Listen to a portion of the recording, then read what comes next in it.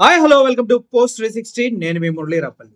ఇప్పుడు ఈ వ్యక్తి మేక వన్నె పులి సొంత పాము కనుక తన గుడ్లని తనే పొడుచుకు పొడుచుకు తిన్నట్లు తనకి అన్నం పెట్టిన సినిమా ఇండస్ట్రీని పవన్ కళ్యాణ్ గారు పొడుచుకు పొడుచుకు తింటున్నాడు. మొన్నటికి మొన్న గత ప్రభుత్వంలో ఉన్నప్పుడు మా డబ్బులతో మా ప్రైవేట్ సినిమాలు మేము తీసుకుంటుంటే ప్రభుత్వ ఇన్వాల్వ్మెంట్ ఏంటి దీంట్లో అని అడిగిన వ్యక్తి ఏమన్నాడు? నా ప్రైవేటు డబ్బులు తీసుకెళ్ళి నేను సినిమాలు తీస్తే దీంట్లో వాటా అడిగి దీనిపైన అజమాషీ చేయడానికి గవర్నమెంట్లు ఎవరు అని అడిగిన ఈ వ్యక్తి ఇప్పుడు మొత్తం సినిమా ఇండస్ట్రీని కంట్రోల్ చేయడానికి సిద్ధపడ్డాడు. అంటే మనకి అధికారం ఉంటే ఒక రకమైన అధికారం లేకపోతే ఇంకో రకమైనటువంటి ఉంటుంది అనమాట. అంటే అప్పుడు కుక్కలా కనిపిస్తుంది అధికారం లేనప్పుడు. అధికారం ఉన్నప్పుడు కుక్క సింహాసనం ఎక్కగానే అది ఏదో రాజులా ఫీల్ అవుతూ ఉంటుంది.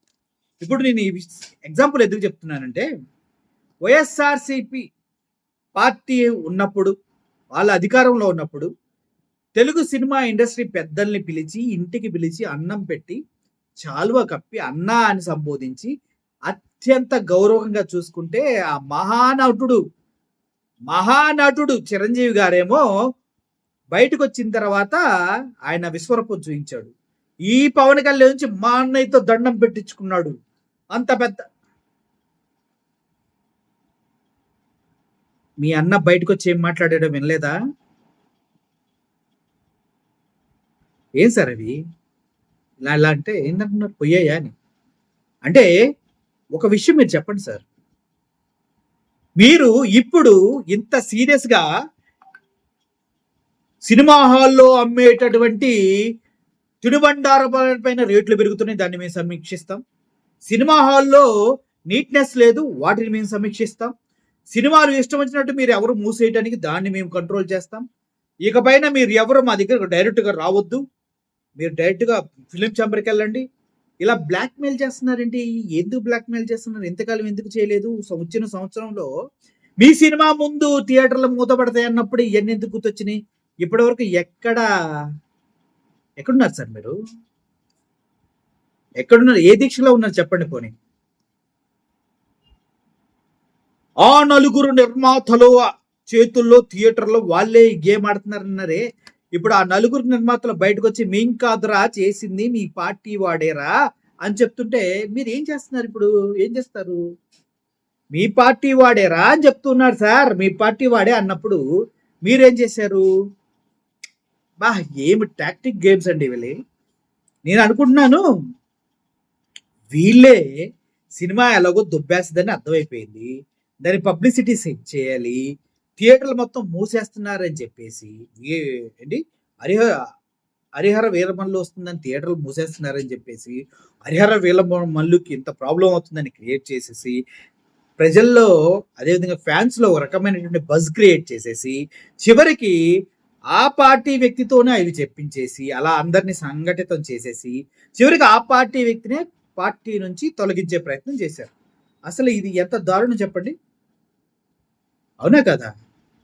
ఎవరైతే ఆ పార్టీ అభ్యర్థి ఉన్నాడో, జనసేన పార్టీ రాజమండ్రి ఇన్ఛార్జ్, ఆయన పేరు అత్తి సత్యనారాయణ, అత్తిలిసది కాదు, అత్తి సత్యనారాయణ.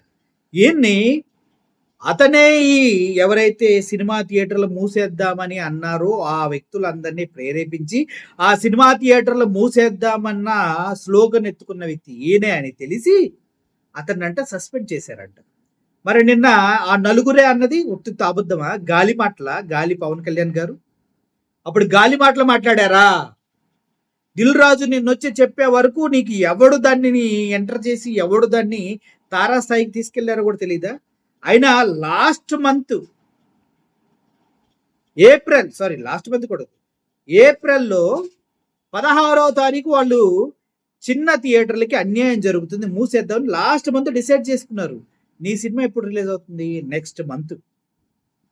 అంటే 2 నెలల ముందే వాళ్ళు థియేటర్లు బంద్ చేయాలని నిర్ణయించుకుంటే ఎల్లుండి థియేటర్‌లో రిలీజ్ అయ్యే నెక్స్ట్ మంత్ 16, 17 థియేటర్‌లో రిలీజ్ అయ్యే నీ మూవీని ఉద్దేశించే థియేటర్‌లు బంద్ చేస్తున్నారని సొల్లు కబుర్లు ఎందుకు చెప్పారో నాకు ఇప్పటివరకు అర్థం కావట్లేదు సార్. అసలు ఏ ఉద్దేశంతో చెప్పారు మీరు?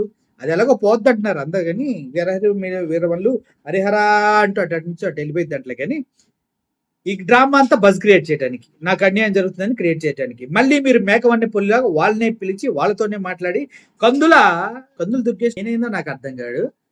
ఈయన ఏం చేస్తున్నాడు? జనసేన పార్టీకి వర్క్ చేస్తున్నాడా లేకపోతే ప్రజలకు వర్క్ చేస్తున్నాడా నాకు అర్థం కావట్లేదు. అత్తి సత్యనారాయణని సస్పెండ్ చేసేసాయి, అందరూ సినిమా వాళ్ళందరినీ కంట్రోల్ చేయని డైరెక్ట్ గా పవన్ కళ్యాణ్ ఆర్డర్స్ ఎలా ఇస్తున్నాడో నాకు అర్థం కావట్లేదు. ఆయనకి ఏంటి, ఆయన పోర్ట్ఫోలియో ఏంటి, ఆయన డిపార్ట్మెంట్ ఏంటి, ఆయన కాన్స్టిట్యున్సీ ఏంటి, ఆయన చేయాల్సింది ఏంటి అది మర్చిపోయి కందుల దుర్గేష్కి ఎందుకు ఇలా చేస్తున్నాడు? కందుల దుర్గేష్కి డైరెక్ట్ గా ఎందుకు ఇస్తున్నారు ఆర్డర్స్? అక్కడ చంద్రబాబు నాయుడు అనే ఒక సీఎం ఉన్నాడు, ఆయన పర్యవేక్షణలో ఆయన చెప్పినట్టు చేయాలని మినిమం సెన్స్ కూడా లేదా? పోర్ట్ఫోలియో ఏదో కూడా తెలియట్లేదా పవన్ కళ్యాణ్ గారికి అంటున్నారు. నేను కూడా అది అనుకుంటున్నా. ఈ జనసేన పార్టీ వాళ్ళ లెటర్ చదువుతా వినండి. శ్రీ అత్తి సత్యనారాయణ, రాజమండ్రి జనసేన ఇన్ఛార్జి. అవాంఛనీయమైనటువంటి థియేటర్ బంధు పిలుపు నిర్ణయంలో మీరు భాగస్వాములేనని మీపై తీవ్రమైన ఆరోపణలు వచ్చినందున జనసేన పార్టీ మీ సభ్యత్వాన్ని రద్దు చేయడంతో పాటు మిమ్మల్ని పార్టీ రాజమండ్రి నగర నియోజకవర్గ ఇన్ఛార్జి బాధ్యతల నుండి తొలగించుస్తున్నాము. అంటే మీకు సినిమా థియేటర్లు వాళ్ళంతా ఒక యూనిటీగా ఉండి ఆ సమస్యను ప్రజల దగ్గరికి తీసుకెళ్ళటం, ప్రభుత్వాల దగ్గరికి తీసుకెళ్ళటం, ప్రొడ్యూసర్స్ దగ్గర తీసుకెళ్ళటం మీకు నచ్చదు. మీరు ఏకఛత్రాధిపత్యంగా మీరు ఏది చెప్తే అది నడుస్తుంది. అంటే వీళ్ళకి సంఘటితంగా పోరాడే హక్కు కూడా మీరు ఇవ్వరు అనమాట. అంటే ఏంది సార్ మీరు రాజా? ఏ దేశానికి రాజు మీరు? కనీసం 4-5% ఓటు బ్యాంక్ ఉన్న 4-5% ఓటు బ్యాంక్ ఉంది అంతే మీకు.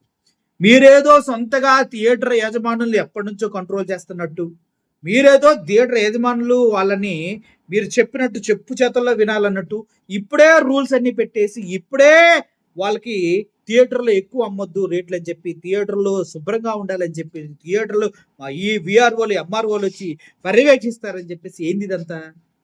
కక్ష సాధిస్తున్నారా వాళ్ళపైన? సినిమా యాజమాన్యాలు థియేటర్ ఓనర్ల పైన కక్ష సాధిస్తున్నారా మీరు? అసలు మీకేం హక్కు ఉంది ఆ డిపార్ట్మెంట్లో ఏళ్ళు పెడతానికి? నాకు అర్థం కావట్లా. ఇప్పుడు ఈ వ్యక్తిని పార్టీ నుంచి తీసేసాడు. అంతకుముందు ఆ నలుగురు అన్నారు కదా, ఆ నలుగురిని ఎందుకు టచ్ చేయట్లా? ఆ నలుగురు కాదైతే ఈ ఒక్కడే వెనక ముందు మీరే. ఇదంతా గేమ్. సినిమా ఎలాగో జంపు జిల్లా అని తెలిసి ఇట్లాంటి గేమ్లు ఆడుతున్నారా పబ్లిసిటీ కోసం? మీరు గతంలో చెప్పారు కదా, నా ఆర్థిక మూలాలపైన దెబ్బ కొట్టాలని చూస్తే నా సినిమాని ఫ్రీగా రిలీజ్ చేస్తా అన్నావు కదా. దమ్ముండి రిలీజ్ చేయి. పవన్ కళ్యాణ్ మీకే చెప్తున్నా, అన్న మాట మీద నిలబడి దమ్ముండి ఫ్రీగా రిలీజ్ చేయి.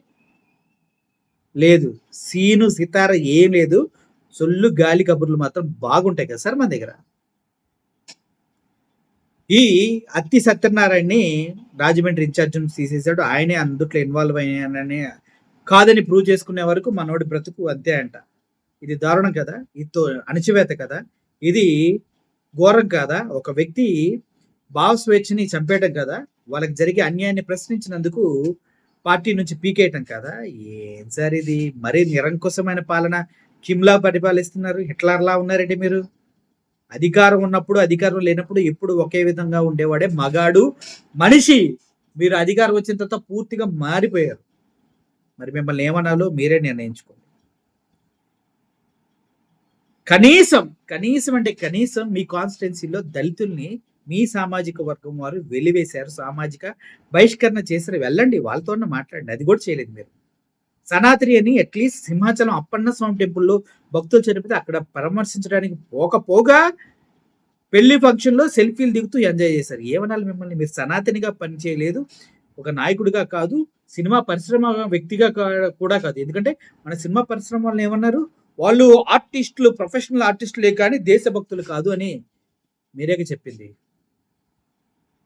ఏమి సార్, ఫుడ్ పెట్టిన ఇండస్ట్రీకి ప్రజలు ఓట్లేసి గెలిపించారని మీరు చెప్పుకుంటున్నారు. అటువంటి ప్రజలకి మీ ఇంకా పర్సనల్ నాకు అనవసరం, ఎవరికి న్యాయం చేయని ఒక పర్సన్ ఎవరు ఉన్నారంటే నాకు తెలిసి మీరే.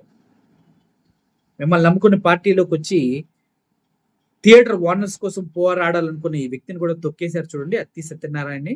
హ్యాట్సప్, మీ నిరంకుశత్వం పరాకాష్ఠకు చేరింది. మిమ్మల్ని బాగు చేయడం ఎవరి వల్ల కాదని ఈ ఒక్క ఇన్సిడెంట్స్ తో తెలిసిపోయింది. తెలుసుకోండి రా పిల్ల సైనికులారా, జెండా కూలీలారా, కిందొచ్చి ఓగడం కాదు కామెంట్స్ లో, ఆలోచించండి. తిట్టుకుంటూ పోతే పెద్ద స్టోరీ అయింది కానీ thank you for watching this video. Murali సైనిగా, థ్యాంక్ యూ సో మచ్.